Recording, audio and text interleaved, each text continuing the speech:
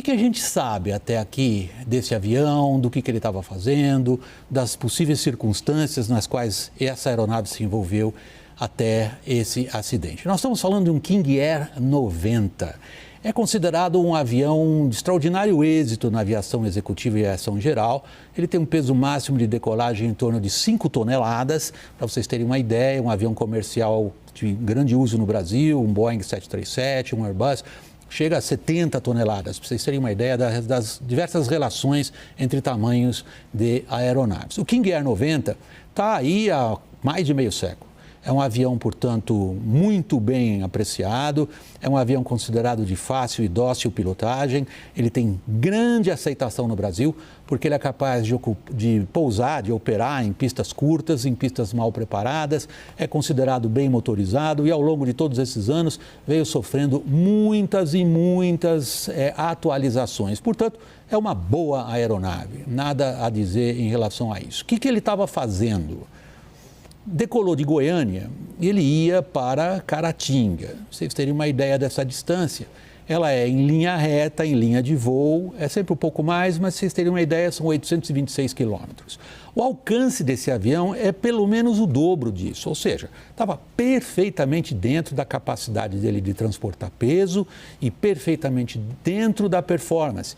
Esse é um avião que voa em média, porque são muitos os modelos, esse avião atinge uma velocidade em cruzeiro média ali em torno dos 400 km por hora, um pouquinho menos, um pouquinho mais, mas é considerado uma aeronave deste ponto de vista não exatamente das mais velozes, mas muito confiável. Onde ele ia pousar? Aí começamos a complicar um pouco a nossa história. Ele ia pousar no aeroporto de Caratinga. O aeroporto de Caratinga tem uma pista de 1.080 metros. Para uma aeronave desse tipo, 1.080 metros não é exatamente curto, mas também não é algo que dá ao piloto um enorme conforto em termos de tamanho.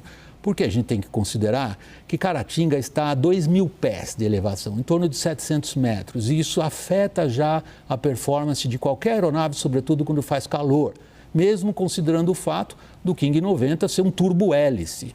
Portanto, ele é menos suscetível a essas variações do que os pilotos chamam de altitude e densidade do que um avião que opera com motores a pistão. Voltando à questão de Caratinga. Vocês estão vendo os morros em volta dessa pista? Piloto nenhum gosta disso.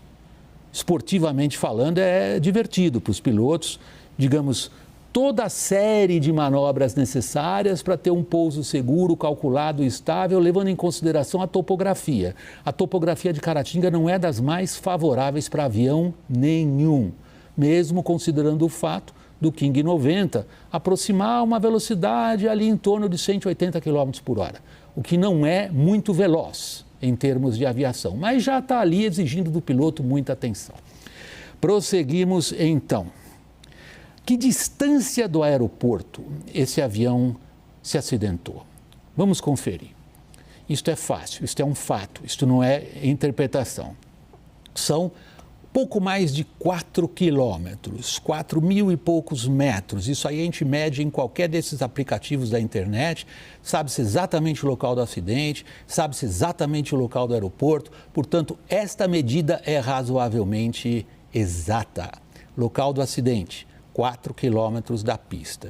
Isto significa uma aproximação de mais ou menos, um pouco menos, os pilotos falam sempre em milhas náuticas, de mais ou menos, um pouco abaixo de 3 milhas náuticas. Qual é o problema ali? É que exatamente no ponto em que as aeronaves costumam ficar alinhadas com o eixo da pista, que é onde ele caiu, há fios de alta tensão. Vamos conferir. Esses fios estão perfeitamente registrados. Estamos vendo os fios através do aplicativo Google Earth. Qualquer um de vocês pode conferir o que nós fizemos. Fios presos a torres de alta tensão deste porte, mais ou menos 35 metros de altura tem uma torre dessas. Então podemos considerar que os fios estavam no mínimo a 35 metros acima do solo e vamos considerar que as torres, por sua vez, estavam em cima de morros que também têm uma elevação.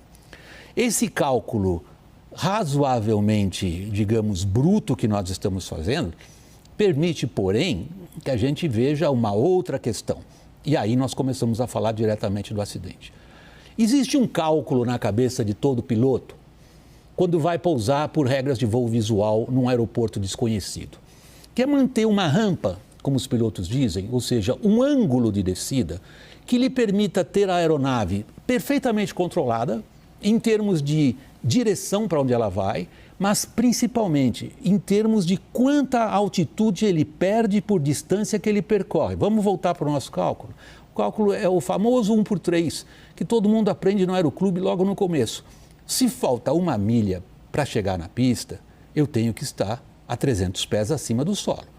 Se faltam 2 milhas para eu chegar na pista, eu preciso estar a 600 pés acima do solo. O King 90, no qual se acidentou a cantora, ele bateu a 2,6 milhas do aeroporto, ou seja, ali onde ele se chocou com o fio de alta tensão, ele teria que estar a 780 pés, continha simples, certo? Pois os fios de alta tensão ali estão a mais ou menos 300 pés. Em outras palavras, este avião voava naquilo que os pilotos chamam consideravelmente abaixo da rampa.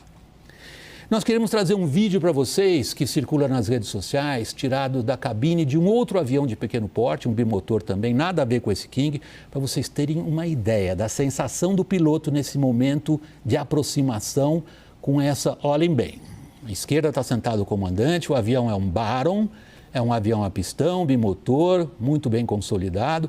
Olhem para baixo, à esquerda, vocês vão ver a estrada e a cachoeira ali na frente. É nesse ponto que ele bateu no fio de alta tensão.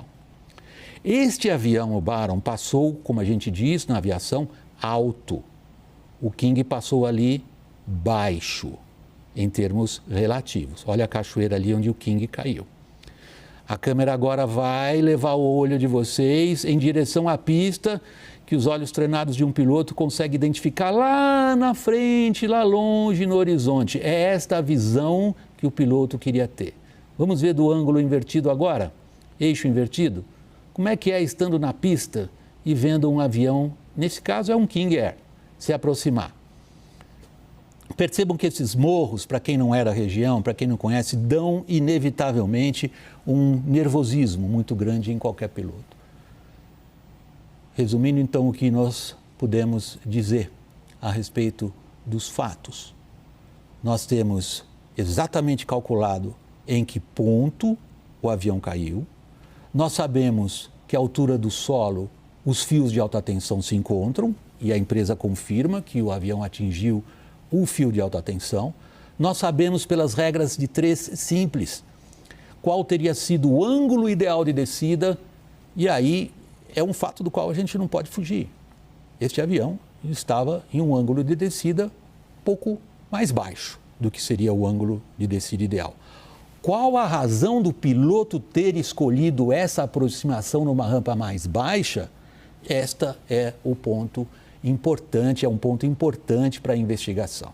O fato é que ele estava numa rampa mais baixa, num lugar talvez... Isso aí os pilotos falam por experiência própria, conversamos com os pilotos que operam em Caratinga, é um aeroporto que exige um bom conhecimento da localidade e que psicologicamente nos pilotos às vezes traz essa necessidade, deixa eu ficar um pouquinho mais baixo, mas isso daí é da minha parte, apenas supondo. É impossível escapar da emoção que isso daí causa.